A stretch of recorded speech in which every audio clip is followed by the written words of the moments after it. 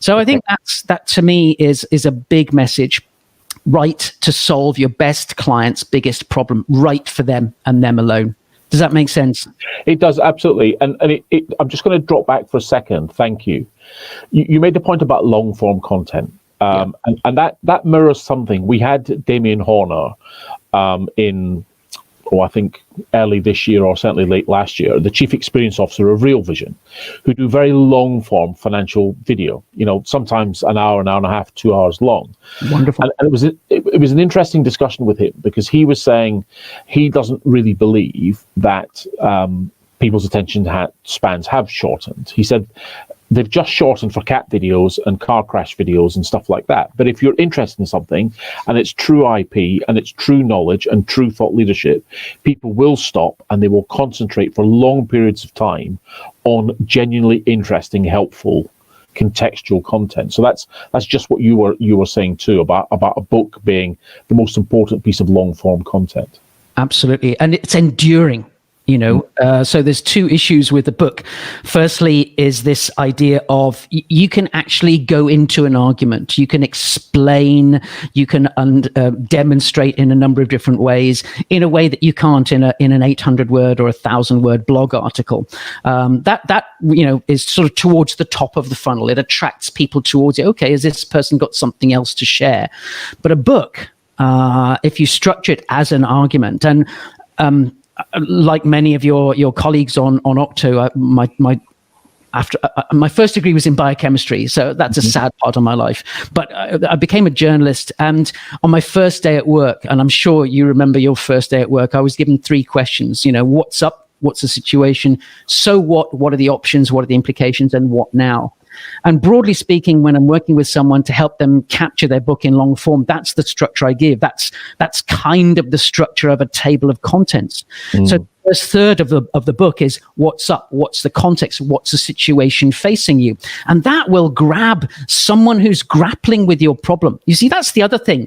Amazon, Kindle, iTunes, YouTube are search engines. People are out there looking to solve the problems that they have. They're going to find you if you're addressing the key problems of the key people that you're dealing with. So you need to start the book. You need to start the intro, the material that you talk about. The book is, this is the problem that we're facing. The world has changed, and here's how it's changed. And then you go into a range of options. Well, that it could mean this, it could mean that, and it might mean the other. So you sketch out a range of possible futures. And then as you get towards the final 2 or 3 chapters, you're saying, well, actually, when we try and decide which route this group of people should go, you might consider this, but the best thing to do is to consider that. So you're taking people on a decision journey, and you're demonstrating the reasons for choosing your recommendation. And you've got tons of opportunities to demonstrate the great case studies that you have. Not completely self-serving, but show the thought processes of the clients that you've dealt with. And this, I think, is where FP Stories as a mechanism is a really potent one, because we are hardwired to listen to stories. And the wonderful thing about stories is you get to the end of a story and you, the audience, you, the auditor, listen and you make your own mind up. You're not being told what to do. So for me, books have something else. Books teach. They don't tell people what to do. Right. That, I think, is such an important point. And when you put stories together, string them together in this broad structure, what's the context? What are the things we could do now? And what are the things we recommend you consider? You're leaving the decision up to the reader. You're leaving the decision up to your client. And that's why their first decision is often to call you. I heard what you said about this. I want to know more. So I think long form content allows you to do all of that, and in a way that is enduring. A very quick example, in 1990, I wrote a book called Packaging or Packaging Design. And It was a massive book because it's full of wonderful designs of amazing products. So one of the reasons I write is to enter markets, or to say to a market, I'm here. I wrote another book on facilities management industry, leadership in the facilities management industry.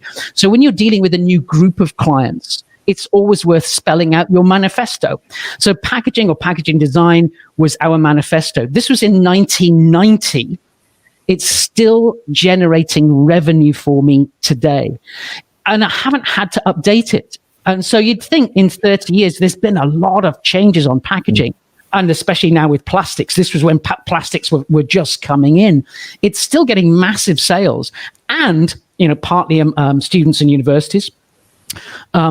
But a lot of photocopying too. So it's registered with the author's licensing and copyright agency or something like that. So I get a ton of photocopying revenue from it. So the other point about a book is it's enduring. It is an asset. It is a business asset.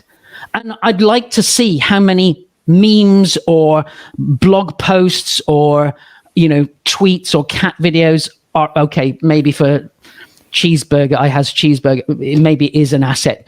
But I think for most of us in the knowledge industry, then these are a real assets. So enduring, asset, attractive, ton of real reasons why you ought to consider writing a book. So thank you. That's really comprehensive. So whilst we stay on the why, and we've got some other questions, and I would remind the audience, please do ask your questions. Absolutely. Otherwise, I could talk for Britain. So as a why, would you expect to write a book to make money, or would you expect a book to demonstrate intellectual property and knowledge and problem solving, or are they not mutually exclusive? If someone's going to sit down and pen however many thousand words comprise a book now, what should be the main motivation, would you say? I think it depends on the person. It depends what you're trying to achieve. Yeah. However, let me stick it very carefully to what you said. Should a book make money? Absolutely, it should make money. However, how does it make money? You're unlikely to make a shed load of money from sales. So direct sales are not likely to make you a lot of money. Partly because you're not going to shift a lot of books.